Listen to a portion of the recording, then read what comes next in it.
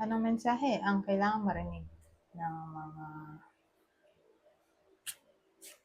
Aquarius ngayong December 2024, mid-month?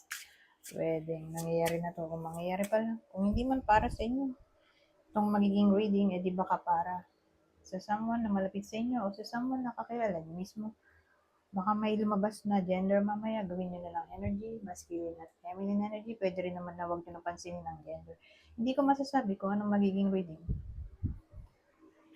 Kung positive ba o negative, depende sa kung anong mapipick up mong energy. Walang masama kung papano rin ang sun, moon, at rising sign. Kasi baka alin man sa mga yan ay mag-resonate na sa sitwasyon nyo.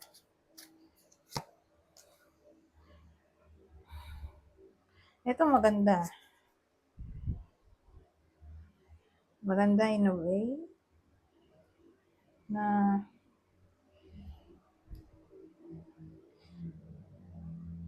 solusyonan dito.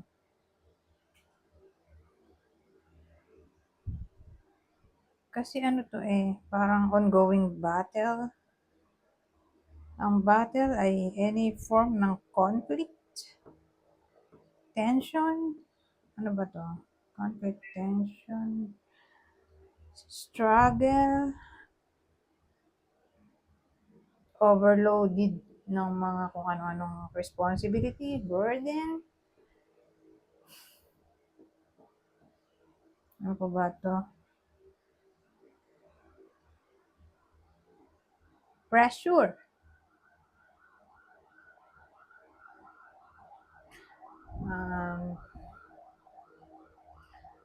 So, problem na lang. Stress. Stress, edi problem na nga lang in general.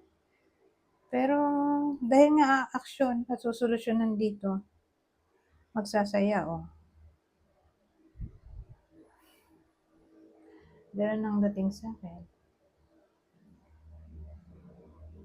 Ito kasing Queen of Swords, magaling siyang problem solver.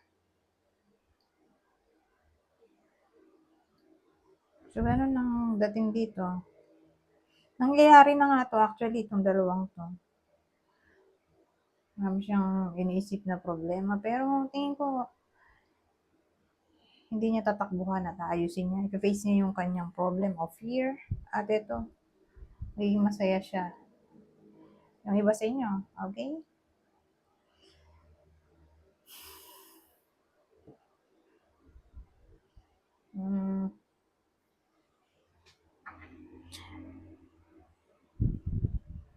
Ano ba tong problem in general na to? Para may idea kayo. Kung para sa inyo ba tong reading o hindi. Na-stress siya sa someone from the past. So, someone na hindi niya na nakakausap. Ex-friend, ex-lover.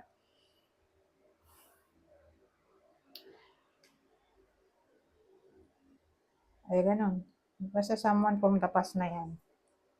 Yun yung kinai-stressan niya dito. Nasa past na siya, yung tao.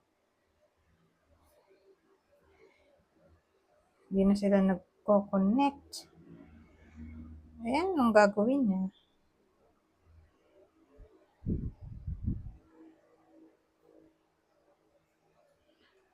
Kung magiging masaya siya dito, anong gagawin niya? Paano solution ang gagawin niya?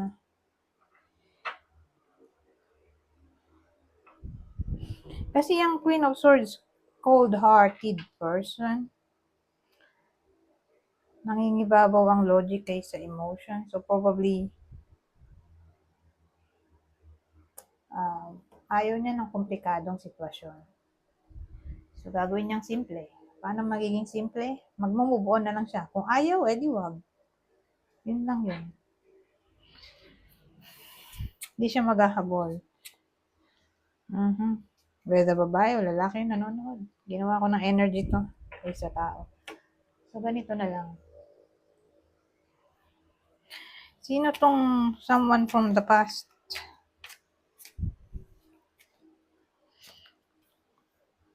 Teka, bago yun. Anong nangyari?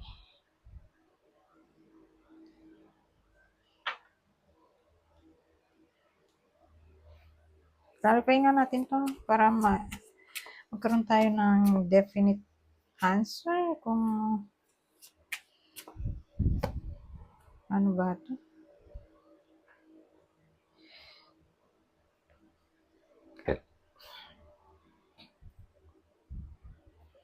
Ace of Wands, oh.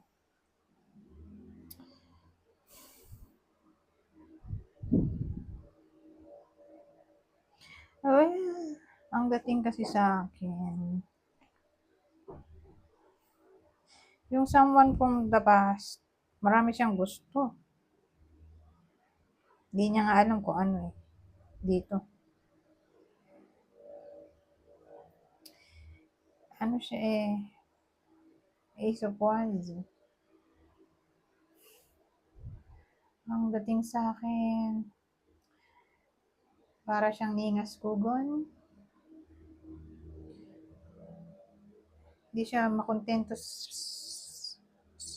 sa isa o mahirap siya ipag-stay sa isang lugar o isang tao. Kasi masyado siyang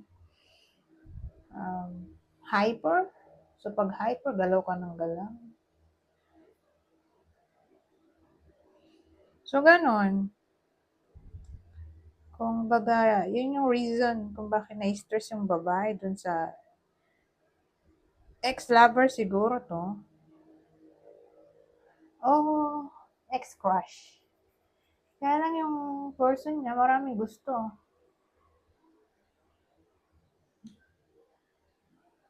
Nalilito. Kahit siya mismo, nalilito. Yung person niya.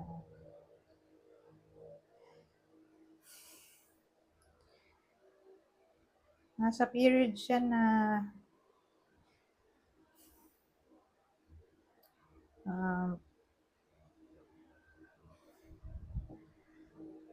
tawag dito. Gusto niya umaksyon ng umaksyon. Hindi niya pinag-iisipan yung consequence ng magiging aksyon. Basta ganun. Impulsive ba? Medyo ningas kugon dito. Spark kasi to eh. Ace of Wands. Medyo ganun. Ningas kugon. May sisimulan dito tapusin. Ano siya, para siyang may attention deficit. ADHD ba to? Ano nga ba yun? Attention deficit hyperactive disorder. Tama ba? Pero in general, mahirap nga mag-focus yung tao dito. Hirap siya sa ganyan. Yung attention niya, madaling, kumbaga, siya makapag-focus ng attention. Madali siyang ma-distract.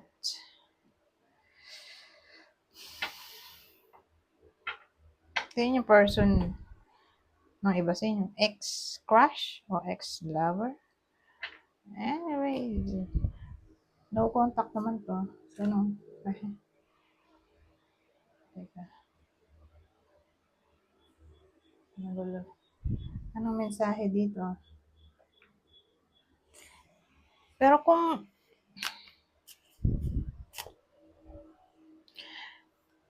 ex-lover, maganda kung iba na lang deck. Kasi itong deck na to para sa mag-ex-boyfriend, girlfriend, ex-lovers. Kaya lang kasi sasama yung ex-crush, di ba? So, hindi siya fit. Ito na lang. Anong mga hindi natin alam sa sitwasyon na to mula dun sa person ng iba sa inyo? I have lost faith in you and cannot see a future with you anymore. Oh, so ito yung ex. Mensahe ng ex. Parang ayaw na niya, oh. In short, sa iba sa inyo. Wala na siya nakikitang future. I don't understand what you see in me. I don't feel attractive.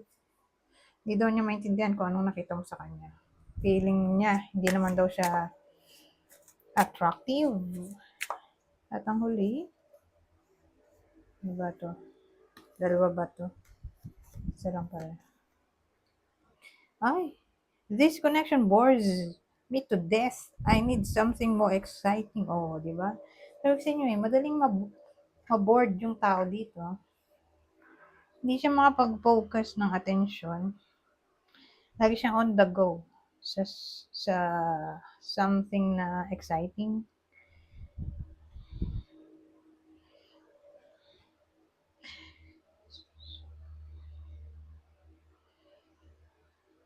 So, wala na tayong aasahan dito. Walang lumabas na feelings. Kahit dito, sa Oracle.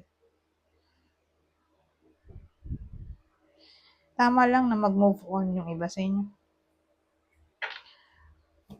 Anyways, comment mensahe dito.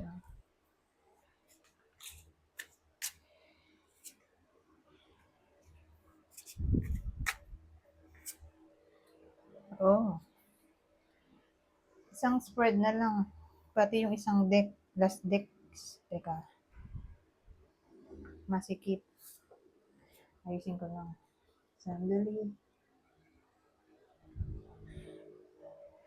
Mapaglagyan ng ano. Ng deck dito. Masikip sa lugar ko.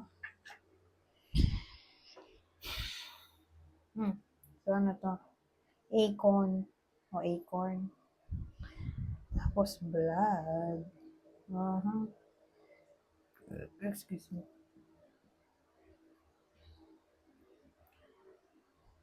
Ang dating sa akin, good luck.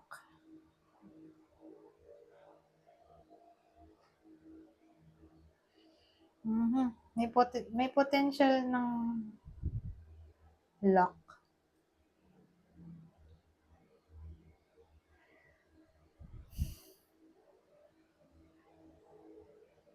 O pamana, kayamanan. Wow. Bongga.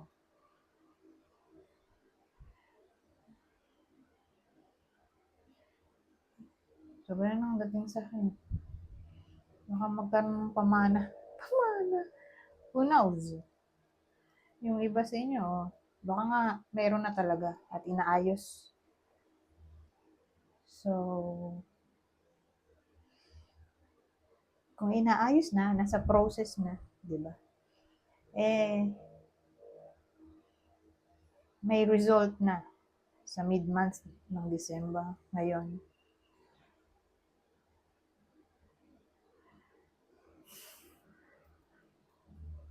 Kung wala pa, magkakaroon pa lang.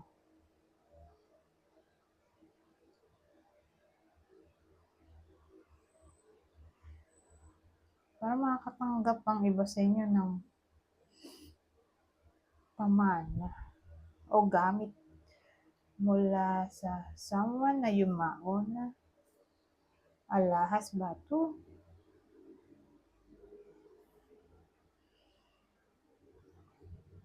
O makakakita ng gamit mula sa ninuno. Parang ganun. So, sabihin natin yung potential na may makita yung iba sa inyo na gamit mula sa mga yumao nilang kamag-anak. Ninuno na talaga. Grabe rin. Parang sobrang tagal na. Vintage na yung gamit. Kasi pwede mo pa ibenta yan. Pag ganyang uncommon. Di ba? Unique. Gamit ay mula pa sa sinaunang panahon. May bumibili ng mga ganyan, antique. So, ganun mukhang may makikitang gamit yung iba sa inyo na antique o magkakaroon ng pamana. Alin man sa mga yan. O kung inayos na yung pamana, edi Maayos na yan. Ngayong mid-month. O unexpected pa man na ba to?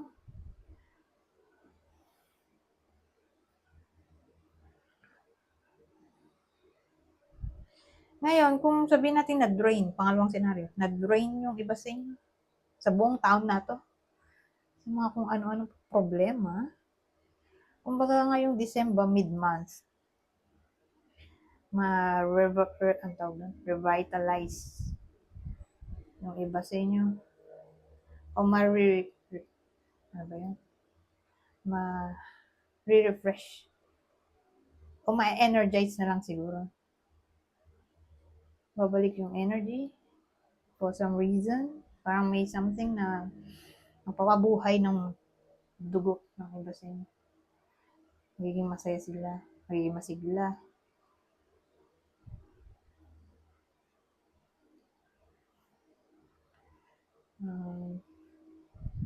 O magiging active. O